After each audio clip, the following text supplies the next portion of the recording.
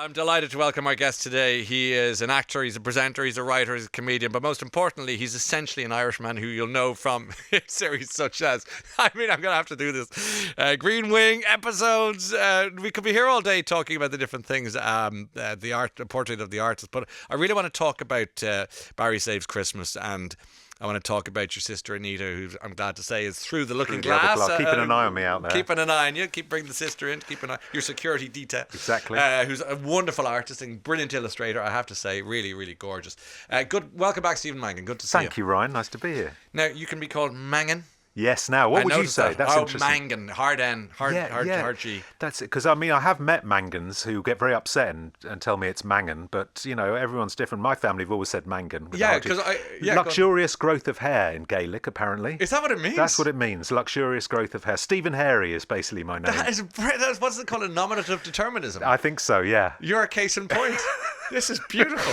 I was in class with Keith Mangan, so it was very much a Mangan. There was no Mangan. Yeah. It's Gallagher and Gallagher. I mean, where my dad's from, there's nothing but Mangans as far as the eye can see in every direction. Is this Ballyhonus? This is Dahoma, which is just 15 miles south of Belmullet. Yeah. Okay, so which is in County Mayo, the far west. For those of you not familiar with the geography of Ireland, the far west coast of Ireland, the wild, woolly west. You are proper Irish. Yeah, Mum was from that part of the world as well. So I love the story about your folks coming over. It's so young because your mum was 21 when she got married. Yeah, they both come over in their teens. Dad worked on building sites. Mum worked in a pub in Camden, and that's, when you come over, that's where you go. You go to the place where the people from where you're from are all hanging out, which was the pub. It was run by someone from that part of the world. Yeah. And they got together, young. And stuck together. And it's like you mentioned also, there's a really important site in this. It's like they talk about Cricklewood and County Kilburn, as they call it. The Galtymore Ballroom was like anyone of a certain vintage who knows the Anglo-Irish story of that trip over the Irish Sea. Well, I listened to Kathy Burke reading her autobiography. Her parents met at the Galtymore as well. Did they really? Yeah. So it's tell people what that was or what. Well, it was a dance hall in Kilburn, and they'd have show bands. I mean, in fact, my uncle Eamon had a dance hall back in Belmullet for years, and me and my sisters would go and sort of help behind the bar, giving out Fanta and Tato's. And it was my first encounter with showbiz. You'd have show bands, Big Tom and Margot and all these people. Wow. That may not mean a lot to people over here, but even Westlife, I think, played there once or twice. But we'd have jam and tea with the band backstage. It felt very grown up and exciting. What a showbiz kid you were! And I'm saying that kind of not in a snarky way. We had when I presented the Late Late Show in Ireland, we had country specials. We had Big Tom on, and before he died, and we had Margot, with Daniel O'Donnell's sister. I mean, country music is massive, and then it kind of fell into American.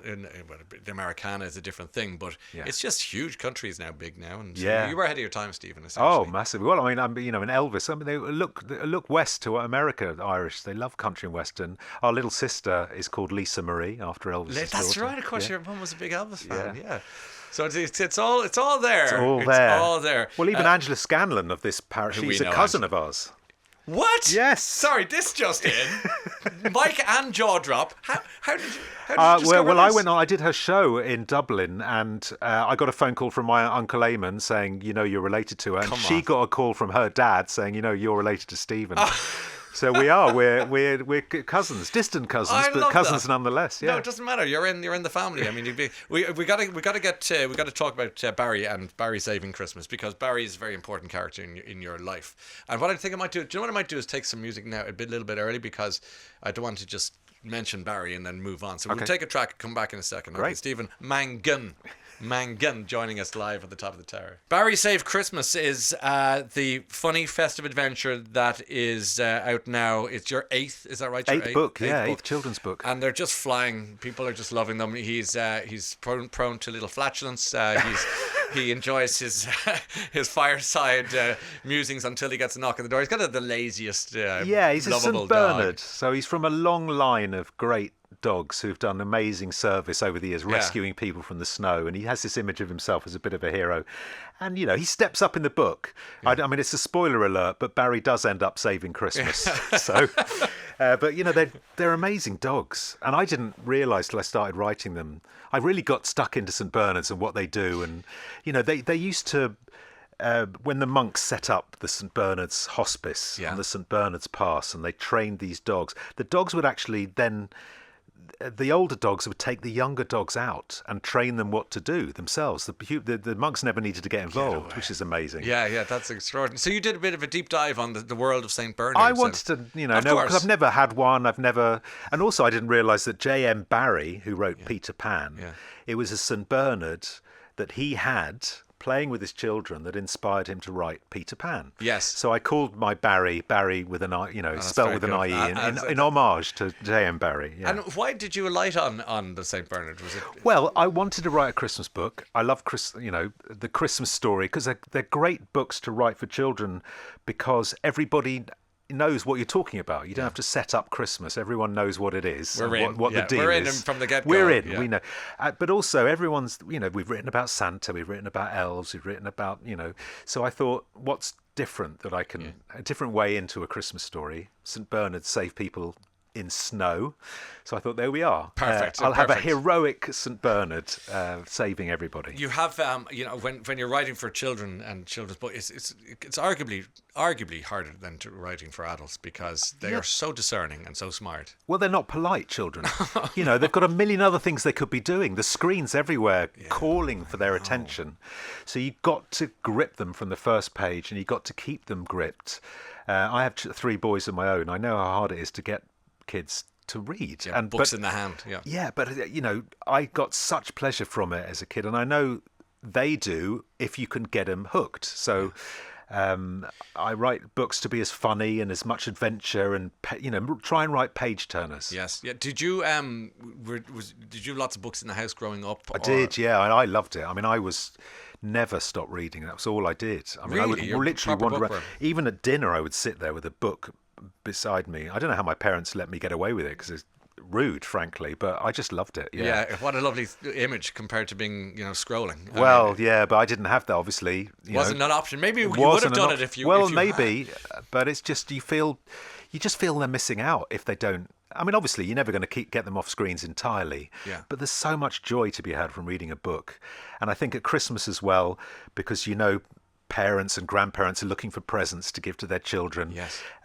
So, hopefully you just get them reading the first 3 or 4 pages, and hopefully you've got them. You've got them. In Iceland, you've probably heard this, that they have this lovely tradition where on Christmas Eve, everyone wraps a book for everyone in the family. Oh, wow. And everyone gets a book, and they kind of turn off the TV, and they say, right, this is just a TV-free zone on Christmas Eve. Wow. And you find a corner and you read. Isn't that the most beautiful thing in the world? There's a lot to be said. There's a lot to be said for that, for all ages, because for kids particularly now, it's, I don't know, I'm sure a lot of people ask you, how can I get my 7, 8, 9, 10, 11-year-old reading? Well, read to them, I think, as well. I've got a 9-year-old at the moment who, it's easier if I sit down and read him a story, and he'll, get some quite complex. We've read War Horse, and we're about to start Animal Farm and all the Roald Dahls, and occasionally he lets me read one of my books, but only occasionally. But I think if they're struggling to have that attention span to sit down, I find if they love, and it's great to be able to spend a bit of time with him as well. So half an hour every night before he goes to bed, I read him a story. I'm not allowed to do voices. I was going to say, because given your profession... Well, this is it. You think this is the thing I can give him as a gift, the gift of the 1,000 voices. No, Dad, stop doing the voices. Just read it, Dad. Even knows his mind, anyway. I mean, all right. Here, it's funny you should mention, because the other book, our guest tomorrow is a Canadian writer called Louise Penny. She's a wonderful writer, and the book she's this one here, The Black Wolf, features references to both Animal Farm and 1984, because it's a kind of... It's obviously a bit of Orwell in it. Animal Farm, you're going to read your 9-year-old. Yeah. You're getting them in young there. Well, he got very upset during War Horse and kept saying, I'm not sure I can take any more of this. It's very sad. So Animal Farm is going to be even more of a test. But, you can always stop if it gets too much and start again. If it gets a bit too totalitarian on the farm. Listen, books are like people. You meet some people, you instantly get on with them, you want to be best friends forever. Other people, you just don't get on with. So books are the same. Yeah. You can't expect every kid to love every book they pick up. You've got to find the right book for the right child. So that's the goal. Not only that, obviously, your wonderful writing, but let's talk about Anita's beautiful illustrations, because I was curious as I was looking at them. They're very joyful, and they bring you. I think they're like a wind on your wave. And they bring it along really nicely to get to the other side. Yeah, they're crucial, I think. They make the books work, because she brings, I try and write funny stories, but her books provide a lot of joy and comedy as well. Yes, yeah. And the tone is right in the drawings. The tone is right. And, obviously we're only a year apart, brought up together, the same house, same sense of humour. She gets what I'm going for, and I get what she's going for. So it works really well. But I wondered, did you have great fun creating Barry's face? Because he's very... Well, I leave it up to her, because I can't draw a straight line with a ruler. So even Great job, Anita. Great job. She's through the window. She's through there. Even though I present a show on painting, I'm hopeless. Yeah. So I just can't draw. So I think it works so well, because I have my bit, the writing, and she has her bit, and I'm not leaning over her going, what if the... I leave that entirely up to her. It's a division of labour. Yeah. That's right. It's like Animal Farm. This is working for her.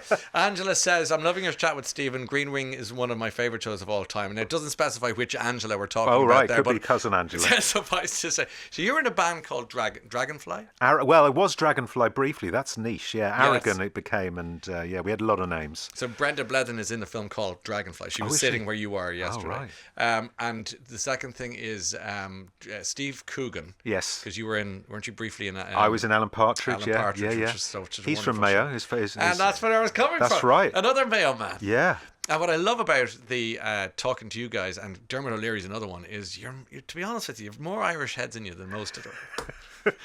Than most people I meet, because you really are. You've been second generation, but you're properly. Well, I spent every summer there as a kid growing up, and I still go at least once a year. Yeah, I'd say love it back then. At least it's easier to get there now than it was back then. Well, it was like going to the other side of the planet, driving to Liverpool, 8-hour ferry, driving 6 hours across Ireland. Yeah, it literally felt like, as a small child, you were going to the other side of the world. Shackleton over here. Exactly. And then you get to this wild and windswept place with no trees, and you think, where am I? Yeah. But now we have Knock International to listen, fly to. I love it. I love it. Knock International. You never know who you might bump into. Maybe nobody. Yeah. Who knows? Stephen Mangan, congratulations. Barrie Saves Christmas is a beautiful book. I know exactly who's going to get it in my family, because it's such a beaut. Well done to you and Anita. And thanks for seeing us again. Thanks, Ryan. We'll do it again soon. Radio.